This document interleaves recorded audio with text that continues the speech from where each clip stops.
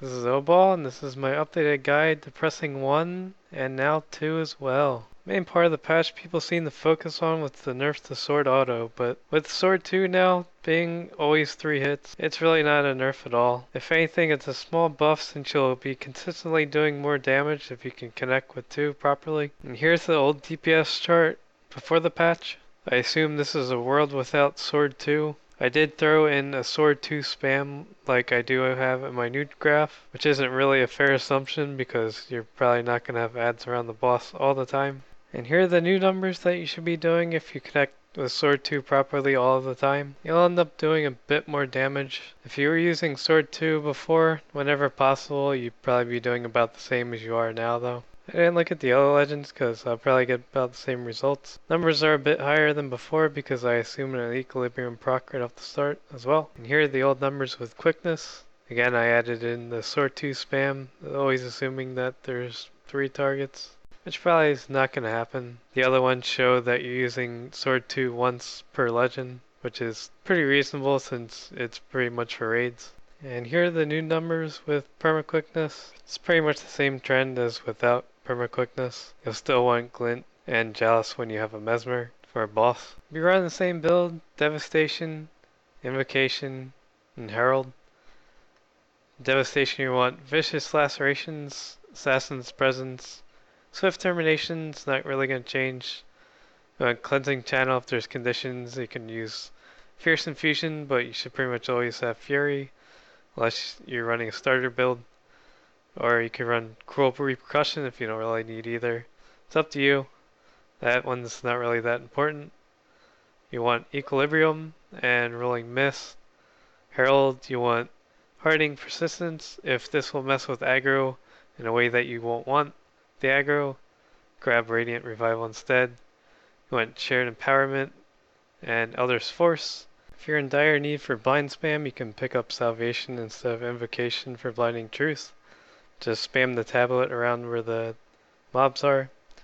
If you're just starting out and you don't have Herald yet, you want Corruption instead of Herald. Pick up Venom Enhancement, Bolstered Anguish, and Maniacal Persistence. This line really doesn't do much, so as soon as you get Herald and get Fast of Nature, just drop Corruption altogether. You want Dwarf and Shiro off the start, and I started to pick up Glint instead of Dwarf once I got Fast of Elements to move around quicker. Gear's gonna be the same. You'll still want Berserker Gear, Power Infusion, Scholar Runes. Strength, Rune, or Sigil is pretty good for unoptimal situations like soloing or pugging with low might. You'll still want Sword Axe with Force and Air, and Staff's pretty good on swap for the CC. You can have Sword on swap or Shield for blocks if you really want, or Hammer for ranging. And you can get a Knight Sigil if you want to, if you do lots of Swampland Fractal or Jade Maul, or those things I forget what they're called because nobody does them anymore. I think they're called dungeons. It's up to you if you want to get more sigils. Consumables, bowl of seaweed salad would be the best if you want to deal with that. Get the sweet and spicy butternut squash soup. If you want some cheap food, get the damage while moving food, but not the max one. They're cheaper. You can get experimental remnants, which are pretty damn cheap, but they only last 10 minutes.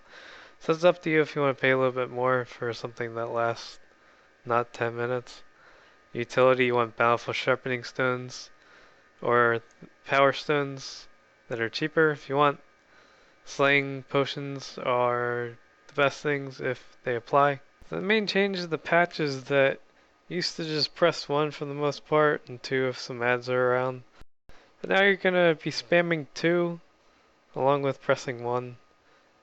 You want to use Precision Strike whenever it's off cooldown because it's that good. It makes up for the Sword Auto nerf. You always get 3 projectiles regardless if there are ads or not. You want to get in the hitbox to focus all the projectiles on the boss. Maximize your damage. Unrelenting Assault does pretty much the same as Sword Auto now, so you mostly just want to use it as an evade instead of dodging and losing DPS from that. or if you need might because you're soloing or you're in low might pugs or something, go ahead and use it then. Frigid Bliss is pretty much the same DPS as Sword Auto now. You don't really need to use it as CC because you'll have permanent chill from Precision Strike. It's good to close gaps, so go ahead and use it for that. Temporal Rift, you should just use it as a CC. It is a DPS loss still. And Festive Light now has a cooldown, so that kind of sucks. So just use it as a heal for the most part. You'll always want to use Facet of Darkness because you'll probably be reliant on for Fury. And you can get away with it if you have a Mesmer. You can use it every other glint rotation, so you can proc an Equilibrium every other instead of using the Facet if you're not using any other facets. Except for Nature, of course, because you have a Mesmer. You want to use Passive Elements to get Elemental Blast, just go ahead and use Elemental Blast right away when you're fighting stuff. Passive Strength if you really need it. The Prot if you really need it, mostly just use it as a CC. If you don't have a Mesmer in your group, you'll still want Shiro, so you can get quickness. You want to use Enchanted Daggers for heal or DPS if you don't need it for heal. Possible odds, same stuff, except you want to spam Precision Strike even while in Shiro, because it is that good. If you do have a Mesmer, you want to use Dwarf Stance to get Perma Quickness, and you want Passive Nature on.